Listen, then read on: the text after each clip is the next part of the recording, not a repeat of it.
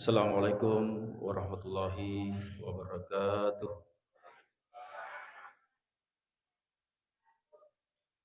Alhamdulillah, wassalatu wassalamu ala rasulillah, Sayyidina wa habibina wa syafi'ina wa nuri qulubina wa qurrati a'yunina Sayyidina Muhammad wa ala alihi wa sahbihi wa mawala. Allahumma salli ala Sayyidina Muhammad al-Fatih lima ubilika wal khatim lima sabaqa nasr al-haqqi bil haqq wal hadi ila siratikal mustaqim wa ala alihi wa sahbihi haqqa qadrihi wa miqdarihil azim. Teman-teman lebiku yang kami muliakan, para alim ulama, para ustadz, hadirin jamaah subuh Masjid Al-Ansor yang selalu terkenang di hati. Ada 3 tahun baru saya mengisi kembali. Kita akan bahas hakikat atau makrifat haji dan kurban.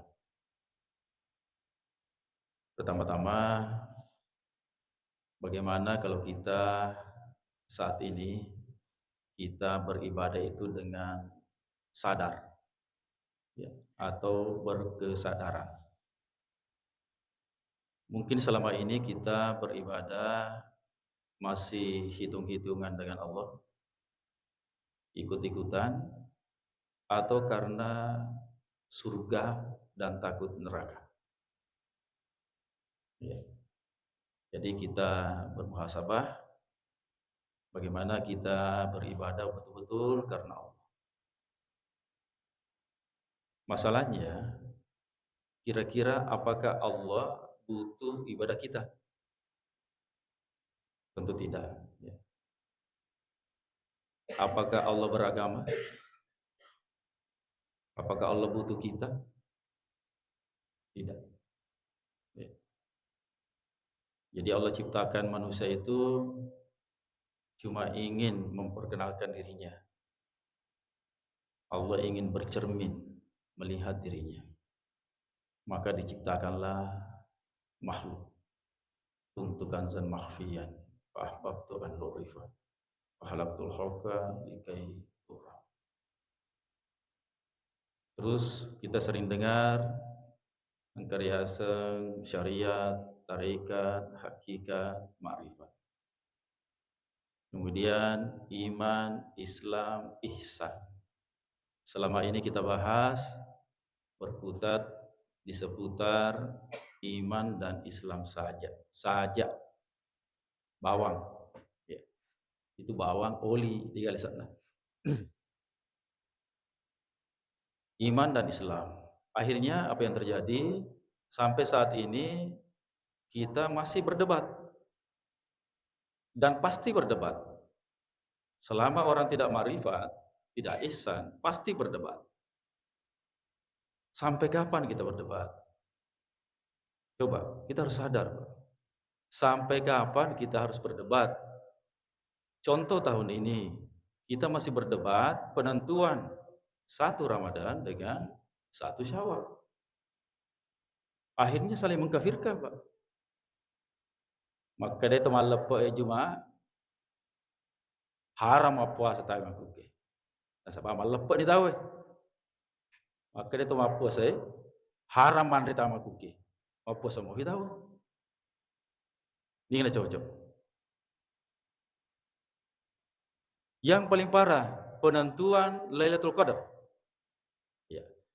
Karena selama ini kita beribadah masih di sekitar tempat tapi tadampaka ritual saja. Yang kesiru bawana tempat dan ritual saja. Akhirnya memahami Lailatul Qadar itu terjadi di malam, lawannya siang, malam ganjil, dan di bulan Ramadan saja. Nah, tadi. Kalau begitu, alangkah tidak adilnya Allah yang memberikan pahala. Oke lah, mau bicara pahala sedikit. 1000 bulan pada malam ganjil saja, malam saja, dan bulan Ramadan saja. Ya, sedikit sebagai mukadimah kita akan kupas biar kita sadar, Bapak Ibu. Malam 17. Maka dari itu puasa yang lebih dulu, anggaplah saudara kita dari Muhammadiyah, sekarang malam 17. Maka dari itu puasa setelahnya, umum atau itu, belum, baru malam 16. Betul Pak? Ini kasih tahu ngake apa ke? Iya. Coba kalau kita berkutat masih ruang dan waktu ritual sampai kapan? Ya. Ya, maka deh malam 17 ganjil. Maka deh itu baca fi. Betul Pak? Oke lah. Sepakat ki misalnya. Sepakat ki maka dah antara NU dan Muhammadiyah sepakat enggak usahlah selisih. Pernah kan sepakat? Sering lah. Oke. Sepakat nih maka dah malam 17, malam Lailatul Qadar. Di Indonesia, Pak. Tapi ingat, saudara kita di Amerika Latin masih siang, Pak. Ini nggak tahu enggak? Saudara kita di Amerika Latin, orang Islam juga, Pak. Masih siang. Coba kalau kita beragama di kulit saja. Ternyata Lailatul Qadar ini bukan semata-mata malam lawannya siang, tidak. Ya. Malam Lailatul Qadar ini artinya biar siang hari bisa terjadi, Pak. Bahkan bukan di bulan Ramadan saja. Begitu maksudnya. Iya. Melampaui pembahasannya kalau khusus kita bahas Lailatul Qadar. Ada yang namanya malam berarti kegelapan, kekafiran. Begitu maksudnya. Iya. Qadar, qada wal qadar. Beda qadar, beda nasib, beda qadar. Iya. Intinya bagaimana kita berusaha beragama bukan cuma sekedar ritual yang begitu-begitu saja dan bukan cuma sekedar tempat saja. Ya, nanti ada hubungannya dengan ibadah haji. Ya. Masih mukadimah dulu. Iman, Islam, ihsan. Ihsan, apa itu ihsan? Anta'budallah ka'annaka tarahu. Orang jarang bahas ini, Pak. Apa sih itu ihsan? Anda menyembah Allah seakan-akan melihatnya. Ya, seakan-akan melihatnya. Harus sampai ke di situ, Pak. Jangan kita cuma beribadah, cuma pahala saja, surga saja. Tapi kalau kita mau bahas lebih jauh, tujuan kita bukan cuma surga saja, bukan. Masih ada perjalanan lebih dari itu. Ya. Memang kalau kita di syariat, sampai di surga saja pembahasannya. Tapi tak ada apa. Ya. Jadi kita harus beribadah dengan sadar, bukan cuma iming-iming surga atau takut neraka. Maka ada sufi wanita yang bernama Rabia Adawiyah, dia berdoa, "Ya Allah, kalau saya menyembahmu karena surga, haramkan saya masuk surga.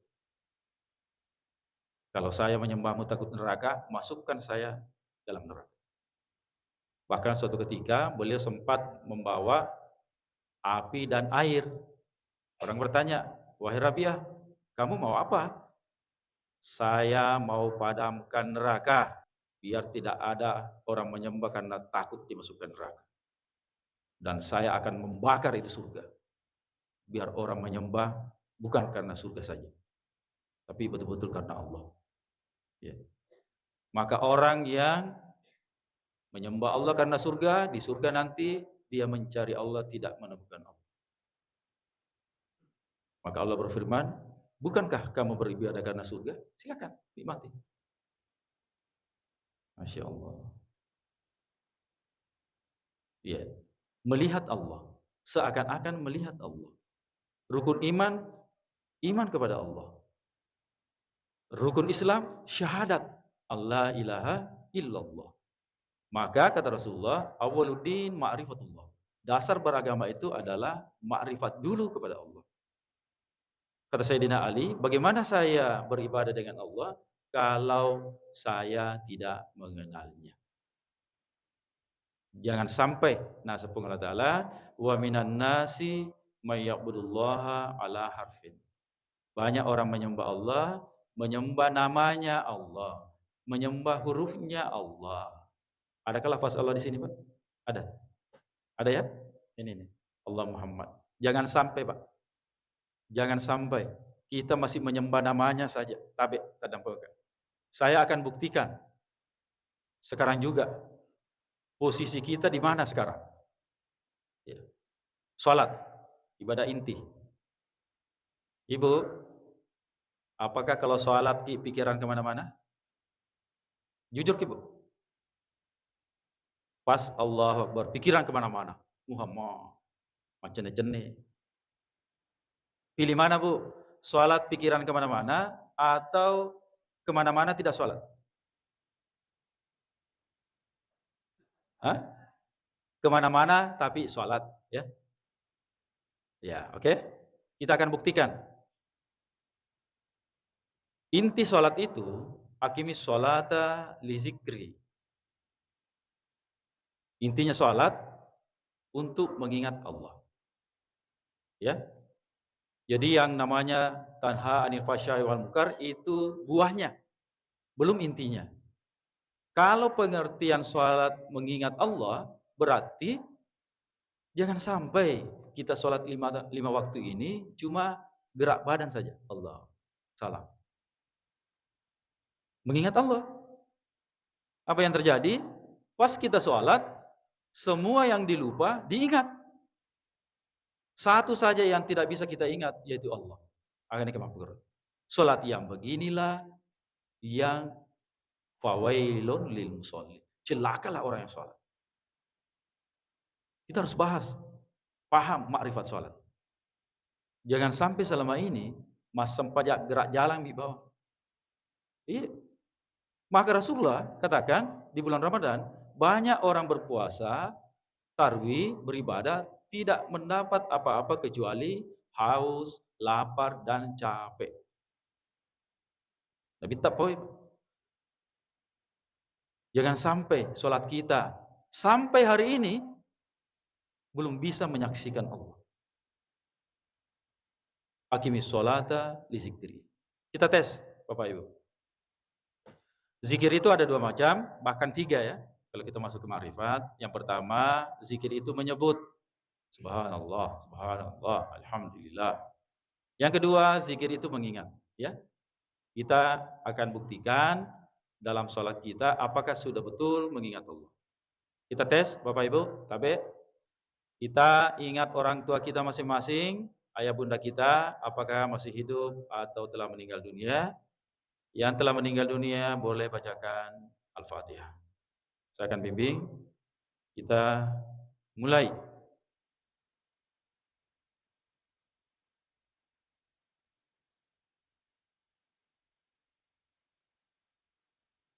Selesai. Saya yakin kita berhasil mengingat orang tua kita. Mulai ujung rambut sampai ujung kepala. Saya yakin. Kenapa kira-kira, Bu? Karena kenal. Karena kenal, sering ketemu, sering jumpa. Karena sering jumpa berarti sering tatap muka, bermuwajahah, bermusyahadah. Akhirnya kita hafal wajah orang tua kita sampai ada tai lalat ya, arang. Kita tahu, kita hafal. Itu motoku alisnya begini, ya. Kita hafal deh. Karena sering kita ketemu. Sekarang kita buktikan kita mengingat Allah dengan menyebutnya, ya, dengan menyebutnya. Lafaz Allah. 1, 2, 3. Mulai.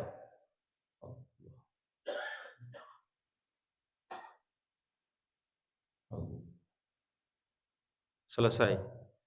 Angkat tangannya yang tadi menyaksikan Allah. Angkat tangannya. Angkat tangan Bapak Ibu. Siapa yang menyaksikan Allah tadi ketika menyebutnya Allah, Allah, Allah. Apa yang terlintas, Ibu? Tidak ada. Oke, apa lagi? Itu tadi, wa minan nasi may ya'budullaha ala harfin. Penghalalan sendiri, Pak. Kita selama ini, iman kita, Bapak Ibu, masih huruf, Bu. Tadi itu syukur-syukur kalau ada mengingat Allah, alif, lam, ha. Seperti ini. Ya. Ini ukiran, Bu. Kalau kita ingat Allah tadi ini berarti syirik. Kita menyembah kayu dan cat. Itu Allah. Itu baru namanya, Pak. Belum zatnya itu. Bukan Allah itu, Pak. Saya kalau berkata ini bukan Allah, saya bukan kafir. Siapa yang mengatakan ini Allah? Bukan. Itu baru tulisan. Itu pun baru salah satu namanya. Di antara ratusan nama ya, maaf. Yang kita kenal cuma 99. Ibnu Arabi sampai menyaksikan kalau nama Allah itu lebih 300. Sampai kapan kita menyembah Allah? Menyembah hurufnya, Bu.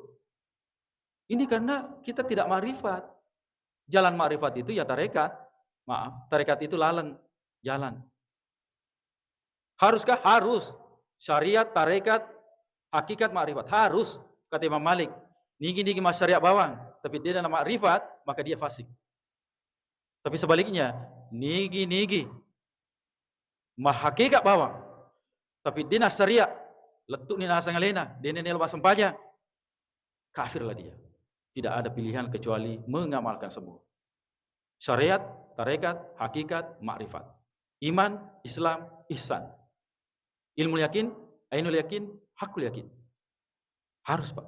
Tidak ada pilihan lain. Saya mohon maaf ya, pernah kami pengajian di sini tahunan membahas kulit. Maaf, tapi lumayan. Maku ke dena gayasan. Nah, karena nama penyakit kulit, itulah penyakitnya Nabi Ayub. Jadi kita bagaimana berusaha betul-betul beribadah dengan kesadaran, sadar. Bagaimana cara ma'rifat kepada Allah? Ada kaidahnya. Yang paling gampang yaitu mengenali jiwa. Man arafa nafsahu faqad arafa rabbahu. Dan nigi majapu alena, tajapu toni tu Tuhan. Itulah jalan satu-satunya. Karena langsung belajar tentang Allah berat. Harus pembimbing mursyid kamil mukambil. Mereka maku kita bahkan nacara mabami ya sengi makrifat hakikat, hati-hati. Orang kalau tidak punya guru, hati-hati, Pak. Tanggung jawabnya berat. Megalada tu maku ke nasabah lagi viral, ibaratnya dagangan yang laris, igana tu macara makrifat. Padahal di gasanakna. Ya, untuk di kampung kita ada saudara kita Rusmin. Untung punya sanad. Hati-hati ki aku. Megalada tu macaramanya sing makrifat dia sanakna. Hati-hati. Sesat dan menyesatkan. Hati-hati ki, Pak. Maka fodang kote lebih mangkelinga dan ahina Rusmin daripada ustaz macaramanya dia sanakna. Hati-hati ki. Hati-hati ki. Sesat dan menyesatkan. Meskipun kalau macaramai natiwi ki tama suruga, tapi kalau tidak ada sanadnya dan tidak ada izinnya, hati-hati. Maaf. Maka kita lihat banyak sekali aliran-aliran yang bermunculan sesat. Karena tidak punya guru, tidak ada sanad. Tapi tak nampak enggak, Dik? Ya, kita lanjut. Jadi harus bertarekat hakikat ma'rifat. Ya, kita bawa sedikit ya. Jadi menit itu ya. Anu jali bahas di haji, ya haji. Nareku itane tahu kira-kira apa dorongan Anda untuk melaksanakan ibadah haji dan umrah? Mayoritas jawabannya satu. Ingin melihat mengunjungi Baitullah. Betul Ibu? Pasti itu. Pasti orang yang pertama haji, pertama umrah, yang terbayang Ka'bah. Baitullah. Tapi jangan sampai ritual siki. Apakah benar Baitullah yang ada di Saudi? Bu, apakah benar Baitullah ada di Saudi? Benar. Kalau begitu, alangkah tidak adilnya Allah. Karena tidak semua orang Islam bisa ke Saudi. Betul, coba pikir. Coba pikir. Tidak semua mampu, Pak. Bagaimana kita mau menyempurnakan Islam kita kalau tidak ada uang? Maka Rasulullah memberi amalan yang sama dengan haji. Misalnya sholat berjamaah, mendengarkan ceramah, berbakti kepada kedua orang tua, ziarah kubur untuk mengingat mati. Ibu, Bapak, tolong jawab pertanyaan dasar saya. Sebutkan ayat, satu ayat saja, yang mewajibkan haji kepada orang Islam dan orang beriman. Ayo. Ustaz, yang sudah haji, Ustaz jawab. Apa perintah haji di dalam Al-Quran? Kepada orang Islam, kepada orang beriman, kasih ayatnya. Kasih ayatnya. Apa perintahnya, Ustaz? Alan nas. Bukan alal Islam, muslimin, mukminin, bukan. Walillahi alan nas hijjul baiti. Ibu, kepada manusia. Itu manusia, orang Islam kan saja? Bukan. Wah, bagaimana ini? Ternyata perintah haji untuk manusia apapun agamanya, apapun sukunya. Betul, Bu? Jadi bagaimana fikih kita ini? Ayo. Barukah kita sadar, Bu? Oke lah, kita sepakat ya. Kita sepakat kalau haji untuk orang Islam beriman. Tapi ingat Ki, kalau sadar Ki, ingat Ki. Oke lah, kita sepakat ya. Untuk sementara kita sepakat haji untuk orang Islam, KTP Islam, paspor Muslim. Oke. Kalau begitu, kenapa tanah suci ini ya dilarang masuk orang kafir? Ayo. Kenapa? Kenapa, Pak? Saya pernah tinggal di Mekah ya. Itu kalau mau kimisengi, ternyata agama kita ini diatur oleh otoritas. Saya pernah tinggal di Mekah 2 tahun. Contoh, pernah waktu itu wukuf Arafah hari Sabtu. Saya masih ingat. Tidak mungkin saya lupa. Wukuf Arafah hari Sabtu. Oke, kami sengi, penghasilan Saudi itu paling banyak adalah tamu Allah. Ritual, Pak, ritual. Karena banyak orang ingin melihat Baitullah meskipun menjual rumahnya, menjual sawahnya. Pernah diadakan penelitian. Apalagi orang Bugis. Haji ini tinggi sekali. Katanya kalau haji ki duduk di depan pengantin, dicium tangan tak? Coba, Pak. Coba. Iya. Tidak semua, oke lah, tidak semua. Enggak apa-apa, tapi kan terjadi. Ya, oke. Apa kata raja waktu itu? Kalau begini, wah, kita harus haji akbar ini. Majukan. Panggil mufti. Panggil mufti. Wahai mufti, siap Tuan Raja. Tolong bikin fatwa, majukan wukuf hari Jumat. Wukuf hari Jumat itu haji akbar namanya. Siap Tuan, kami akan keluarkan fatwa. Berarti agama ini diatur oleh otoritas. Yang kedua, saya pernah bercanda di Mekah. Waktu saya jalan-jalan, 10 kilometer dari Masjidil Haram, bercanda Kak. Maka Kak, anggota, suatu saat nanti tanah haram sampai di sini. Betul Pak, sekarang tanah haram itu sudah 10 kilometer. Dulu cuma 1 kilo, tambah 2 kilo, tambah lagi 3 kilo. Betul Pak, bisa jadi tahun-tahun berikutnya diperluaslah tanah haram yang katanya pahalanya 100.000 kali lipat. Logika praktek, ya begini. Ini tanah haram kan di sini, ya. Jadi masuk sampahnya nanti 100.000. Pakai masuk aja kaki. Ini sini. Tahun kemarin, tahun depan, anak.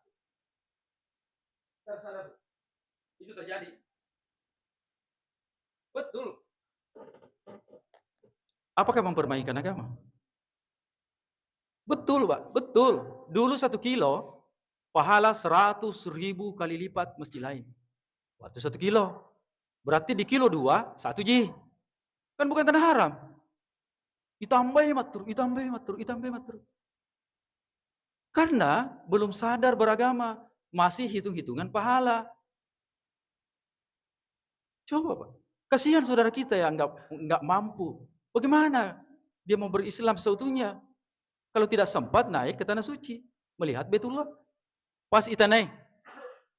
Anda kan sudah lihat Baitullah. Sudah ketemu yang punya rumah? Enggak. Tuh. Padahal hakikatnya. Qalbul mu'min Baitullah. Baitullah yang sebenarnya itu qalbu kita Bapak Ibu. Itu yang ada di Mekah, syariatnya ji. Baitullah yang sebenarnya, nasa Nabi ta, qalbul mu'min Baitullah. Biasanya Baitullah adalah hatinya, kalbunya, jantungnya orang beriman. Maka boleh kita tawaf tiap hari, tiap saat. Maka perintah, bersihkanlah rumahku. Maksudnya bersihkan hati tak dari penyakit sombong, ujub. Baru Allah mau menempati rumahnya. Begitu maksudnya. Kalau begitu ceritanya, alhamdulillah. Meskipun maaf, kalau kita tidak berangkat haji, tetap kita berhaji sebenarnya. Begitu Bu. Matupi tangkeling apa nih Jolo? Matupi kita merenung kembali. Karena sekarang ini ajaran agama kita perlu memang cocok dengan ilmu teknologi yang canggih dan harus masuk akal. Contoh, kita baca surah Al-Qiyamah. Insyaqqal qamar. Iqtarabatis sa'ah wa syaqqal qamar. Bulan terbelah. Napa kita angkelnya, Bu? Bulan terbelah. Ayat tukam atau kerangi. Iqtarabatis sa'ah wa syaqqal qamar. 1400 tahun tidak ada yang buktikan kalau bulan terbelah. Siapa yang buktikan? Non-muslim. Astronot. Kisahnya, dulu Rasulullah ditantang oleh orang kafir. Muhammad, kami tidak percaya kamu kalau kamu tidak membelah bulan. Sengaja biar dia tidak percaya kepada Rasulullah. Maka Nabi Taifah tolong kak kasih. Narekode tefu'i ulangi min rasakan. Akhirnya terjadilah mukjizat terbelah bulan. Ya, oke? Masih tidak percaya. Maka dia sikap tidak, kami tidak percaya. Ini sihir. Ini permainan mata Muhammad. Kamu memang penyihir Muhammad. Agafi. Jadi maka Nabi tak pakai balik. Kita tunggu musafir yang datang dari luar Madinah. Kita tanya nanti.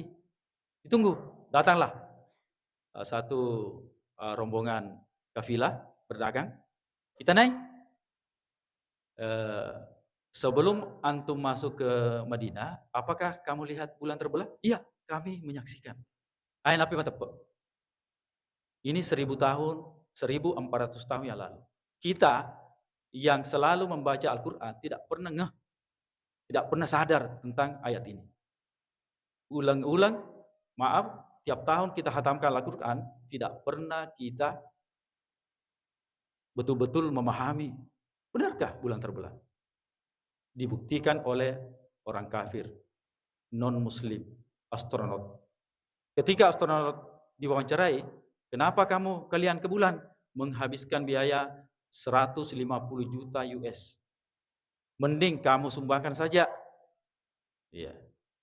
Apa kata astronot ini? Tidak, ini untuk kepentingan manusia. Terus, apa penelitianmu yang paling berkesan? Nah, beliau bilang, cerita, yang paling berkesan penelitian kami ke bulan adalah bulan pernah terbelah. Subhanallah. Orang tidak beriman. Bulan pernah terbelah. Bagaimana ceritanya? Iya, itu bulan katanya seperti bola kasti atau bola kaki yang dipotong baru dilem kembali. Masih ada bekasnya. Subhanallah. Dibuktikan oleh orang kafir. Ya, maka kalau non muslim itu masuk Islam betul-betul karena penelitian luar biasa. Nah, jadi qalbul mukmin baitullah di. Jadi kita bawa baitullah masing-masing. Disitulah adilnya Allah. Maka qalbu kita ini, jantung kita ini harus dibersihkan. Ya. Waktu terbatas, kita lompat. Nanti lain kali kita bahas ini lapisan-lapisan jantung. Ya. Kemudian terakhir sampai jam 6 Ustaz Jawadi. Ya, oke. 10 menit lagi. Kurban. Ya. Apa sih arti kurban itu? Apakah memotong binatang ternak? Itu tujuannya? Bukan. Maka Allah katakan, Allah tidak butuh itu dagingnya, darahnya enggak. Bahkan memang Allah tidak butuh kita, tidak butuh ibadah. Tadi ayat yang dibaca oleh Pak Imam, wa ma khalaqtul jinna wal insa illa liya'budun, tahu enggak, rakaat kedua ya? Ya. Itu bukan berarti beribadah seperti yang kita lakukan, tidak. Ada beberapa penafsir yang memahami ayat itu, tidaklah saya ciptakan jin dan manusia kecuali untuk mengenal saya. Begitu intinya. Kenal dulu, tetap makrifat dulu. Iya. Bayangkan bahwa sempajang ibadah paling utama, kalau tidak makrifat, itu neraka wail. Bayangkan. Menakutkan sekali ya. Kalau begitu enggak usah salat, Pak. Masa pajak nerakamu? Tidak begitu ceritanya. Selama ini masih sholat tubuh kita. Ya rukun 13 yang diajari malaikat Jibril kepada Rasulullah. Sementara ketika Rasulullah bertemu Allah di Sidratul Muntaha, Jibril tidak masuk. Yang kita pahami selama ini Sidratul Muntaha adalah tempat. Di atasnya lagi 7, padahal bukan. Biasanya Sidratul Muntaha adalah puncak kesadaran. Sidratul Muntaha pada tubuh manusia di kepala. Ujung-ujungnya sadar. Hadir. Contoh salat, kalau tidak hadir maka pikiran kemana-mana. Sebenarnya waktu itu Bapak Ibu, tidak ada masa lalu, tidak ada masa akan datang. Sekarang saja waktu itu. Sekarang ini, 1 jam kemudian, masa lalu. Yang saya pikirkan akan datang, sekarang. Ingat Bu, sekarang. Surga, sekarang. Banyak ayatnya. Yang dulu kita pahami surga itu nanti kiamat dulu. Kiamat dalam arti hancur. Kiamat artinya kebangkitan.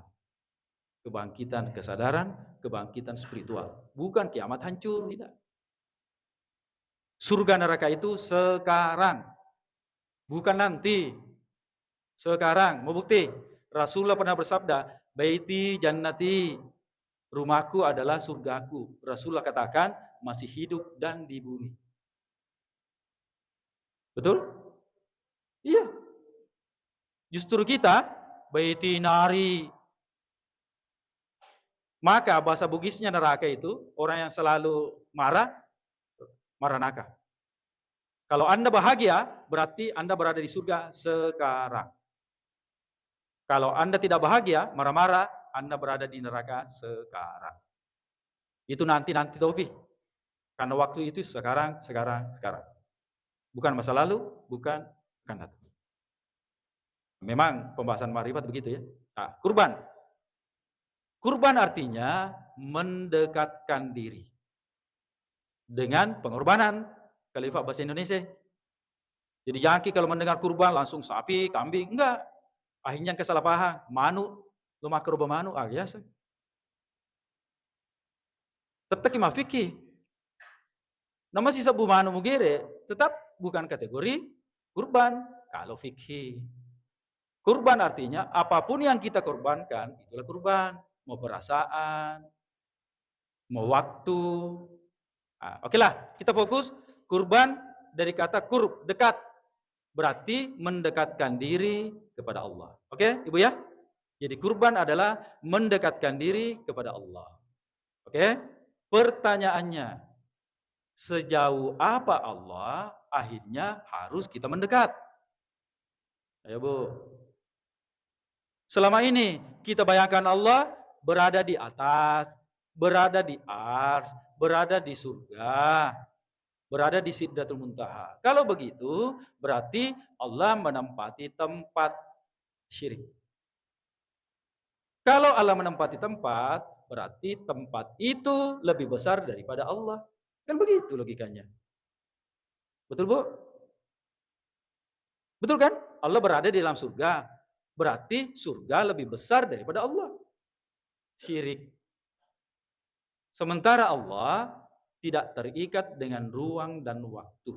Itulah alam Jabarut. Alam malakut bisa ke atas, bisa turun ke alam dunia. Itulah malakut, malaikat. Jadi jangan kita berbicara agama langsung sosok, tempat. Jangan. Maksud saya, harusnya sekarang ini kita sudah berada di sana. Kan lo kira mau mati toh? Mati banyak yang salah pahami. Nah kira mati itu selesai, padahal mati itu adalah kembali. Bukan mati dalam arti segalanya game over, tidak. Ya. Tanya Bu, jawab sedikit lagi waktu. Berapa jauh Allah akhirnya harus kita mendekat? Banyak ceramah sekarang, amalan mendekatkan diri kepada Allah. Dulu saya begitu, dulu. Sekarang utobakan nih, toba nak mapugro.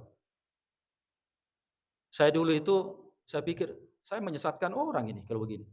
Amalan mendekatkan diri kepada Allah. Pertanyaannya Bu, sejauh apa Allah akhirnya harus kita mendekat? Oke, tidak jauh. Tidak jauh, betul? Salah pertanyaanku tadi. Sekarang karena Allah tidak jauh berarti dekat. Oke? Pertanyaannya, sedekat apa Allah dengan kita? Oh, mantap, mantap. Bu, ini jawaban tak? Kita baru sadar sekarang atau dari kemarin? Jawabnya dengan jujur, Bu. Jadi begini tahapannya, ya.